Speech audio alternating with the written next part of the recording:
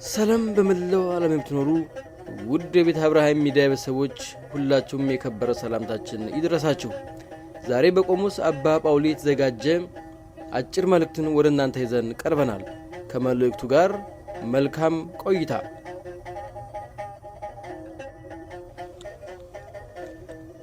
የማይቀረው የኢትዮጵያ ትንሣኤና ዘመኑ ያበቃለት አምባገነን ስርዓት ሰሞኑን በመካከለኛው ምስራቅ የተከሰተውን የሰላም እጦት ምክንያት በማድረግ ኢትዮጵያውያን ከሁለት ጎራ ተከፋፍለው ሲከራከሩ ያየው በጣም ያስገረሙኝ ነበር። ከምንም በላይ ደግሞ አብይ አህመድ ዩናይትድ አረብ ኤሚሬትስ ከኢራን የሚሰነዘርባትን የሚሳኤል ጥቃት አወገዘ የሚል ዜና ስሰማ በእጅጉ አስገርሞኛል። የራሷ አሮባት የሰው ታማስላለች የሚለው አባባል ምንኛ እውነት ነው። ከጫፍ እስከ ጫፍ ድረስ የኢትዮጵያ ሁኔታ አሁን አሳሳቢ እንደሆነ ሁላችንም እናውቃለን። ሀገሪቱ በታሪክ እንደ አሁን አይነት ፈተና ገጥሟት አያውቅም። አስተዳደራዊ መዋቅሩ በመበላሸቱ ሀገሪቱ በጦርነት እየታመሰች ሲሆን የኑሮ ውድነቱ ህዝቡን እያማረረው ይገኛል። በአሁኑ ሰዓት የኢትዮጵያ ህዝብ በማንኛውም ሁኔታ ተስፋ ቆርጦ ይገኛል። የመካከለኛው ምስራቅ ጦርነት ለምን እንደተጀመረ አቅጣጫ ከማስቀመጤ በፊት ስለ ኢትዮጵያ መከራና ስለሚሆነው ነገር ልነግራችሁ እፈልጋለሁ። አመናችሁም አላመናችሁም፣ ወደዳችሁም አልወደዳችሁም ሊሆን ያለው ይሆን ዘንድ ግድ ነው። ኢትዮጵያ በአሁኑ ሰዓት ፈተና ላይ ትገኛለች። ከዘመናት በፊት እናት አባቶቻችን ሲጠብቁት የነበረው ዘመን እነሆ አሁን ነው።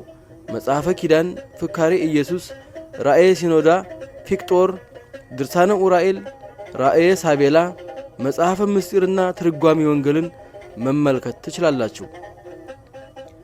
በአሁኑ ሰዓት በኢትዮጵያ ላይ እየተካሄደ ያለው ውጊያ በጥልቁ መንፈስ በሚመሩ የሰው ልጅ የመከራ ቀንበሩን ባከበዱ አምባገነኖችና የሰው ልጅ ፍጹም ሰላም ወይንም ደግሞ ትንሣኤ ብለን የምንጠራውን ለማጎናጸፍ በሚጥሩ በእግዚአብሔር በተመረጡ መካከል ነው።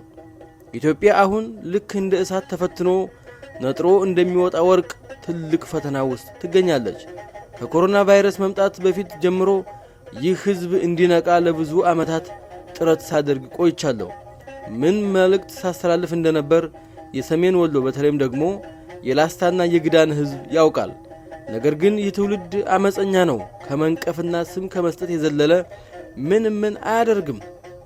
በዚህ ሁኔታ ስለሚፈጸመውና ስለሚሆነው ነገር ስማቸውን መጥቀስ የማልፈልገው በርካታ እውነተኛ አባቶች ሰማይ ስሚ ምድርም አድምጭ እያሉ ተናግረዋል።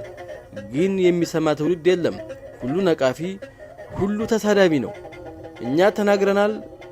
ስላልሰማችሁን እሳት እየበላችሁ ነው።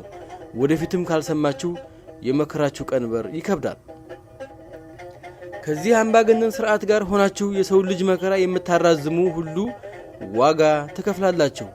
ከህዝብ ጀምሮ የቤተ ክርስቲያን አገልጋዮችና የመንግሥት ባለሥልጣናት ሁላችሁም ነፍሳችሁና ሥጋችሁን የምታድኑበት ሰዓት አሁን ነው። የብልጽግና ሥርዓት ይዟችሁ ይጠፋል።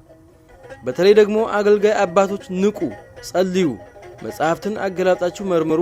ስለ ጊዜውም በደንብ ለመረዳት ልቦናችሁን ክፈቱ። ነቃፊዎች ብቻም አትሁኑ፣ ለሆዳችሁም አትሙቱ፣ አድርባይም አትሁኑ። ከምድራዊ ንጉሥ ይልቅ ሰማያዊ ንጉሥ ፍሩ። አባቶች ይህንን አምባገነን ሥርዓት አንድ ሆናችሁ ማውገዝ አለባችሁ። ቀደምት አባቶቻችን ነገሥታትን የማይፈሩ ለእግዚአብሔር ቃልና ለሚጠብቋቸው ምእመናን የሚኖሩ ነበሩ። አሁን የምናያቸው አባቶች በጣም ያሳዝናሉ። አባቶች ሆይ ሕዝብን ወይም ደግሞ ኢትዮጵያን ወክላችሁ ይህንን አምባገነን ሥርዓት መቃወም አለባችሁ። ይህን ካላደረጋችሁ ዋጋ ትከፍላላችሁ። ስለሆነም ከመንግሥት ጎን ሆነው የሚጨፈጭፉ ማንኛቸውም ኃይላትና በማንኛውም መንገድ የሚተባበሩ ሁሉ ፍጻሜያቸው የከፋ ነው የሚሆነው። የእግዚአብሔር የፍትሕ ሰይፍ ወርዳለች። ኢትዮጵያ እንደወደቀች አትቀርም፣ ትነሳለች። ትንሣኤዋ ተረት አይደለም። በእውነተኛ ልጆቿ በእግዚአብሔር ፈቃድ በቅርብ እውን ይሆናል። ሁላችሁም ወደዳችሁም አልወደዳችሁም የማይቀር ነገር ነው። በዓለም ሁሉ የምትሰሙት የጦርነት ጉሰማ ለኢትዮጵያ ትንሣኤ መቅረብ አመላካች ናቸው። ከኢትዮጵያ ትንሣኤ በኋላ የቀሩት ሀገራት ይናወጻሉ። ከዚያም ስደት ወደ ኢትዮጵያ ይሆናል የሚለው ትንቢት ይፈጸማል ማለት ነው። መልእክተኞችን በባህር ላይ የደንገል መርከቦችንም በውሃ ላይ ለምትልክ ምድር ወዮላት። እናንተ ፈጣኖች መልእክተኞች ሆይ ወደ ረጅምና ወደ ለስላሳ ሕዝብ ከመጀመሪያውም አስደንጋጭ ወደ ሆነ ወገን ወደሚሰፍርና ወደሚረግጥ ወንዞችም ምድራቸውን ወደሚከፍሉት ሕዝብ ሂዱ። በዓለም የምትኖሩ ሁሉና በምድር የምትቀመጡ ሆይ ምልክት በተራሮች ላይ በተነሳ ጊዜ እዩ፣ መለከትም በተነፋ ጊዜ ስሙ። ትንቢተ ኢሳይያስ 18 ቁጥር 2። ኢትዮጵያ ከጨለማ ወደ ብርሃን ስትሸጋግር ሌሎች ሀገራት መከራቸው ይከብዳል። ከዚህ በፊት ታይቶ በማይታወቅ ጽኑ መናወጥ ምክንያት በርካታ ህዝቦች ወደ ኢትዮጵያ ገብተው ለመጠለል ይለምናሉ። ይህ ከመፈጸሙ በፊት ግን የኢትዮጵያ ትንሣኤ ይጀምራል።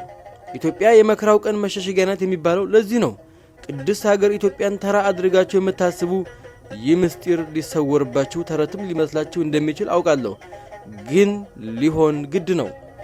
ስለዚህ የኢትዮጵያን ትንሣኤ ለማምጣት ሁላችንም የበኩላችንን ድርሻ መወጣት ይኖርብናል። ከንስሐ እንዲሁም ከጸሎት ጀምሮ ሀገርንና ሃይማኖትን ለማስጠበቅ ከሚደረጉ ማንኛውም መልካም የሆኑ እንቅስቃሴዎች ልንሳተፍ ግድ ይለናል። ኢትዮጵያውያን ንቁ ንቁ ንቁ! ትንሣኤው አይቀርም፣ ግድ ነው። ኢትዮጵያም ታሸንፋለች። ቆሞስ አባ ጳውሊ ከግንባር